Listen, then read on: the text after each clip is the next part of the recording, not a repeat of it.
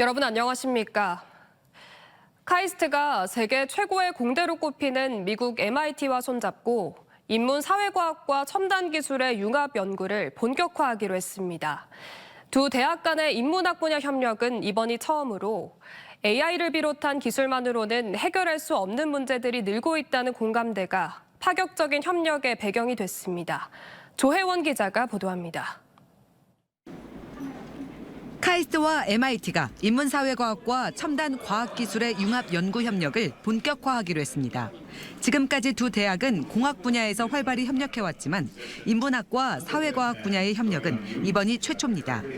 이는 AI 기술이 비약적으로 발전하는 현재 기술 중심 접근만으로는 해결할 수 없는 문제들이 많아지고 있다는 공감대에서 출발했습니다. AI가 우리 사회에서 산업뿐만 아니라 우리 삶의 곳곳까지 변화시키고 있습니다. 이러할 때 과학과 기술만으로는 해결이 안 되겠죠. 그래서 인문과 예술, 철학, 그리고 사회과학의 시선으로 이를 이해하고 함께 해결해 나가야겠죠. 카이스트는 인문학의 중요성을 강조하며 지난 2023년 디지털 인문사회과학부 대학원을 설립했습니다. MIT도 지난해부터 인간 중심 융합 연구를 본격 추진하며 사회 문제 해결을 위한 인문사회과학과 과학기술의 결합을 강조하고 나섰습니다. Humanities, social sciences are integral to helping solve the world problems we encounter. That technology alone is not the solution, but technology along with our understanding of human existence is really the way forward. 협력의 첫 발은 두 대학이 공동으로 개최한 컨퍼런스로 여기서 AI와 음악, 정치 양극화, 인간 AI 협업 등 다양한 융합 연구 사례가 소개됐습니다. 향후 카이스트와 MIT 교수진과 학생들은 이 협력을 바탕으로 복잡한 사회적 문제 해결을 위한 학제 간 연구를 강화해 나갈 계획입니다. TJB 조혜원입니다. 태안 화력발전소에서 작업 중 숨진 고 김충현 씨가 다단계 하도급 구조 때문에 원청에서 지급한 금액의 절반도 못 미치는 임금을 받았다는 지적이 나왔습니다. 고 김충현 비정규직 노동자 사망사고 대책위원회는 2019년 태안화력은 한전 KPS에 1인당 월 평균 1,007만 원 상당의 노무비를 지급하기로 계약했지만 제하청 업체를 거치며 김 씨에게는 393만 원밖에 지급되지 않았다고 비판했습니다.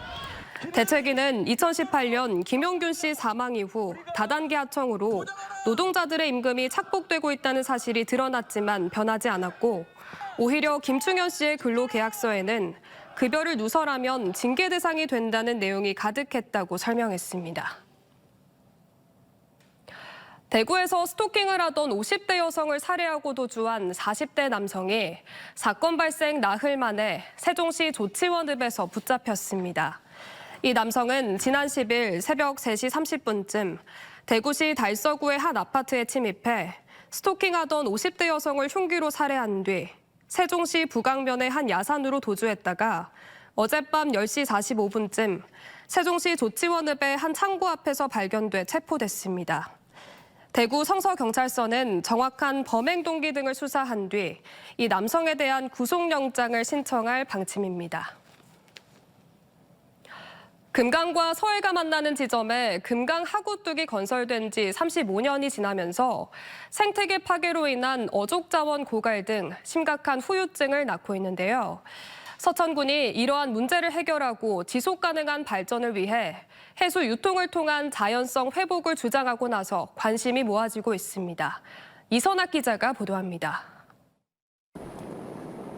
지난 1990년 충남 서천군 금강하구에는 홍수를 조절하고 농업용수와 공업용수를 확보하기 위해 1,000억 원의 예산이 투입돼 1.8km 길이의 하구뚝이 설치됐습니다. 하지만 방조제와 교량, 배수 관문이 설치돼 금강에서 서해로 연결되는 뱃길이 사라졌고 무엇보다 생태계 파괴 논란이 끊이지 않았습니다. 특히 금강 수질 악화는 물론 하구뚝 주변으로 토사가 쌓이며 해양 생태계가 파괴돼 어족 자원이 고갈되면서 어민들의 생계가 크게 위협받고 있는 상황입니다. 생태계를 상하류를 단절하는 그런 역할을 하게 됐습니다. 특산물들 이런 것들이 나오지 않기 때문에 어민들의 삶이 굉장히 피폐해지고 어려워지는 그런 한계에 도달하게 되었습니다. 서천군이 금강 하구뚝 문제를 해결하기 위해 정책 토론회를 개최했습니다. 토론회에 참석한 전문가들은 다양한 피해에 대해 공감하고 히와오의 사례처럼 해수 유통을 통해 금강 하구 생태계를 복원해야 한다고 주장했습니다. 하천의 물이 바다로 흘러들어가고 또 바다의 물이 일부 하천으로 다시 들어오는 그런 형태의 기수 생태계를 복원하는 것이 이 지역을 위해서도 필요하고 이 부근의 모든 생태계를 위해서도 필요한 것이죠. 이 밖에 해수 유통을 통해 조력이나 조류 발전 등 신재생 에너지를 생산해 경제성을 확보하는 방안도 제시됐습니다. 다만 금강 하구뚝과 인접한 군산 등 전북 지역에서 용수 확보 문제를 거론하며 반대하고 있는 만큼 국가가 나서서 해수 유통 문제를 해결해야 한다는 주장이 제기됐습니다. 우리가 어업 활동도 못하고 또 장항 국제항이 외항선이 왔다 갔다도 못하고 이런 실정이거든요. 우리 대한민국의 환경을 살린다는 생각으로 국가가 나서서 서천군은 이번 토론회를 계기로 금강 하구뚝 해수 유통 문제를 공론화하고 충남도와 정부, 나아가 정치권으로까지 논의를 확대해 나간다는 계획입니다. TJB 이선학입니다. 오늘 오전 11시쯤 세종시 금남면의 1번 국도 도로가에서 예초 작업 중이던 60대 남성 작업자가 SUV 차량에 치여 숨졌습니다. 이어 오후 2시 49분쯤 경부 고속도로 부산 방면 천안 병천이교 인근에서 유소년 축구단이 탑승한 25인승 버스와 승합차가 부딪혔습니다. 사고로 승합차에 타고 있던 40대 남성 등 8명이 다쳤습니다. 경찰과 소방당국은 차량 운전자 등을 상대로 정확한 사고 원인을 조사하고 있습니다.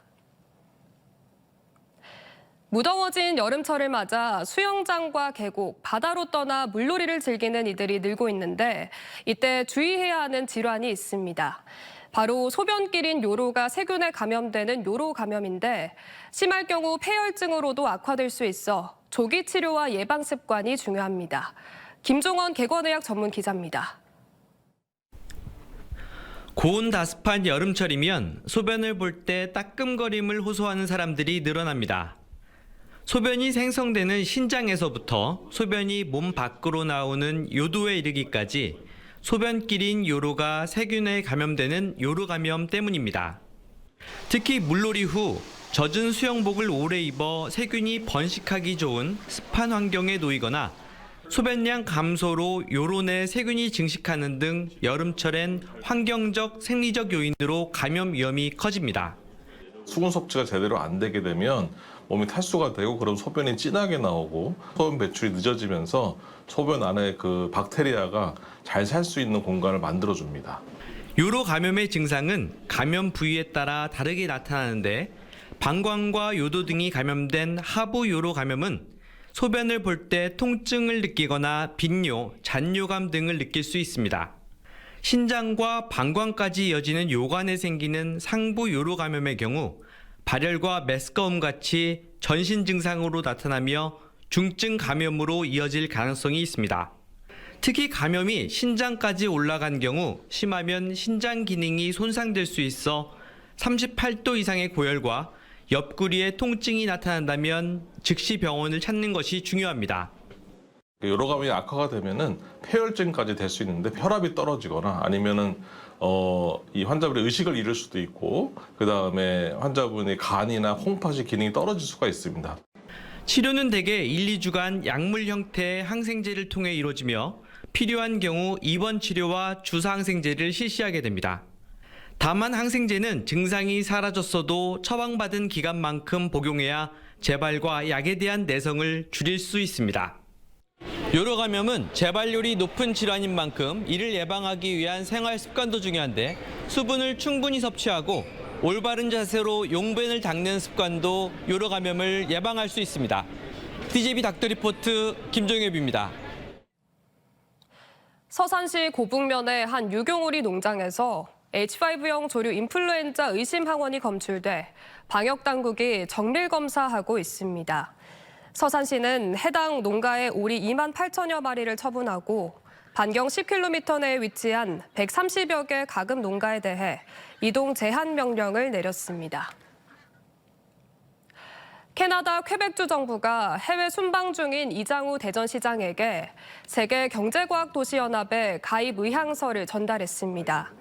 퀘벡주 대외관계부와 경제과학혁신부에 공동 주최로 열린 환영회에서 전달된 가입 의향서는 기존 회원 도시들에게 회람될 예정이며 절차에 따라 퀘벡주 정부 역시 6번째 회원으로 합류할 예정입니다. 그동안 대전시와 퀘벡주는 공동연구와 인력 교류 등을 이어왔으며 지난 11일에는 퀘벡주 경제부와 연구혁신 협약을 맺는 등 본격적인 교류에 나선 가운데 이번 퀘벡주의 진위 가입으로 보다 지속 가능한 협력 체계가 마련될 전망입니다. 충청남도가 서해 섬주민의 이동권 보장을 위해 선박 건조를 추진합니다.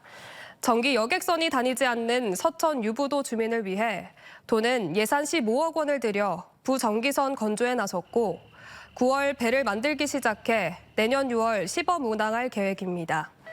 또 국가 보조 항로인 대천에서 외연도 항로에 투입될 260톤급 여객선은 올해 안으로 건조를 끝낸 뒤 운항을 시작하고 오천에서 선촌 항로 신규 여객선도 150톤급 선박을 내년 말까지 건조한 뒤 투입될 예정입니다.